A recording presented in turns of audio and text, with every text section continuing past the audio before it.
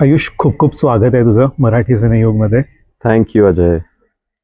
Well done आई या चित्रपटाचा trailer launch झालेला आहे. त्यात तुझं काम खूप वाखाणण्याजोगं दिसतंय. थँक्यू. तुझं होम प्रोडक्शन आहे, त्यात तू काम करतोयस. वडिलांचं स्वप्न, आम्ही ऐकलं, वडिलांचं स्वप्न होतं ऍक्टर बनायचं आणि ते स्वप्न पूर्ण करतोयस. तर आम्हाला हा प्रवास जो आहे नाही का, वडिलांच्या स्वप्नांपासून हा चित्रपट बनण्यापर्यंतचा, तो नक्की ऐकायला आवडेल. प्रवास तर खूप आधी सुरू झाला होता. जसं की तुम्ही म्हणू शकता 2022 पासून आम्ही या फील्डमध्ये आहे, 22-21 पासून. तर हा प्रोजेक्ट जेव्हा आमच्याकडे आला, जेव्हा शंकर सर भेटले, फर्स्ट टाइम स्क्रिप्ट ऐकली, आवडली, आम्हाला दोघांनाही आवडली.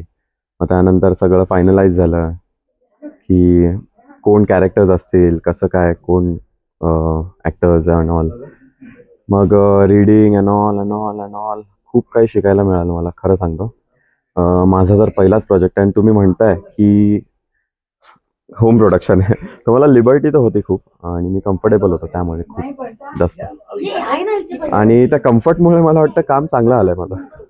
आणि तुझा जो चित्रपटातला अवतार आहे आणि हा रिअल अवतार, खूप डिफरन्स दिसतोय. बस ऑब्विसली सर, तो कॅरेक्टर आहे, तो मी नाही आहे, तो कॅरेक्टर आहे.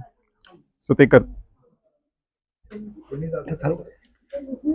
हे करताना चॅलेंजेस काय येतात?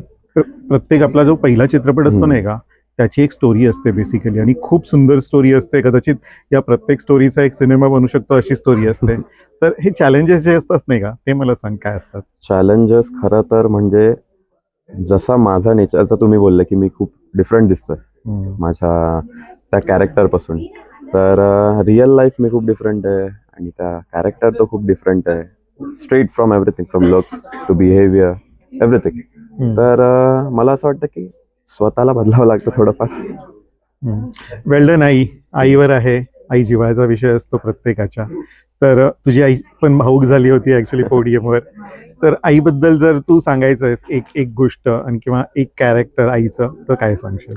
आईबद्दल जितकं बोलू तितकं कमी आहे खरं तर. बरोबर. कारण की मला वाटतं माझ्या लाईफच्या प्रत्येक पार्टमध्ये आणि प्रत्येक डिसिजनवर माझ्या आई माझ्या बरोबर. Straight from my education and everything.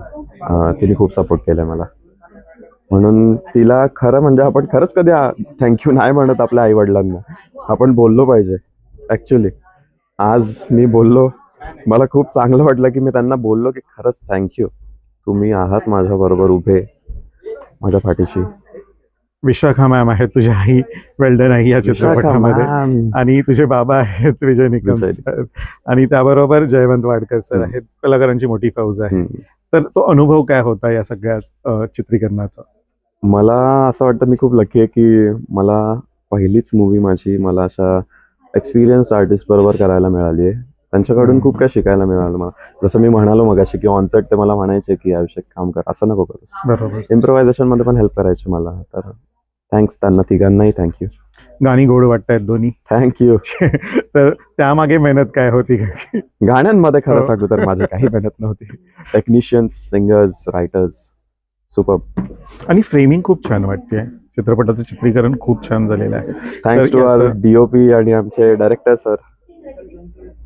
तर आईसाठी एक काही करायचं झालं तर तू काय करशील आता? आईसाठी काय करायचं, मला माझ्या आईला जग दाखवायचं खरं तर. तुला तुझ्या आईला डेटवर घेऊन जायचं? 100%. कारण की त्यांनाही ट्रॅव्हलिंग खूप आवडतं, मलाही आवडतं. ग्रेट. मला असं आई बरोबर फिरायचंय. तर प्रेक्षकांना काय सांगशील, वेल्डन आई त्यांनी का चित्रपटगृहात येऊन पाहावं? आई आता दिवाळीची कामं करून हे करून खूप थकली आहे. आता जरा आईलाही 2 क्षण हसू द्या. तर डेट विथ आई आफ्टर दिवाळी. वेल्डन आई. खूप खूप धन्यवाद आयुष तुझं. थँक्यू. आणि खूप खूप शुभेच्छा. धन्यवाद. थँक्यू.